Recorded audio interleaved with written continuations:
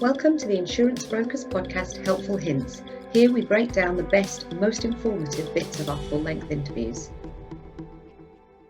I was involved for my sins, sort of going back in time. So 2004, I think it was. So John Tyner, who was CEO of the FSA at the time, set his sights on the London and Lloyds market and said it was time to get rid of the deal now, detail later kind of culture. So the yes, we'll agree all that, and we'll agree all the terms at some point. At some point never, but we'll get the deal done and we'll sort out those bits. And of course, it was then, as per underlying wording, or it was as per last year, and you'd go back to the previous years, and no one ever agreed what the original wording was. So there was a culture, and I was sort of involved in the market's response to that, to work out contractual certainty at the point of buying. So you knew exactly what the terms were for the contract, which in kind of hindsight, you think, well, surely that was something which you'd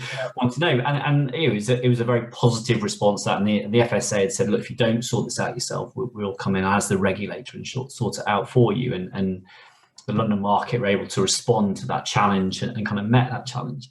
Where I think we're now moving to is kind of the next iteration of that, the kind of financial certainty at point of bind. So you know what all the terms are, but now you know exactly what the premium split's going to be across all the different territories, what all the tax implications are, and some of these are very complex risks. So typically you know what the kind of the gross premium is, but the actual splits of how that is allocated across all the taxes may happen as a kind of after the placement process, before the accounting process really triggers off. You've got this kind of additional work happening, and that is all being brought up front. So you have this financial certainty at the point of buying, and that really enables you to say, right, we know what the contract is, we know what all the premium flows are going to be.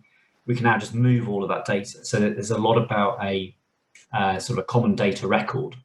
What this is saying is there will be a common set of data, which is then shared between parties. And how you then choose to sort of do that, you could use a distributed ledger potentially, or you can, use more sort of traditional, Lloyds, rather than a sort of technology mandate. They're saying, right, there's a common data set which is required for any class of, for a particular class of business, for how you then do the placement, for the accounting, for the claims.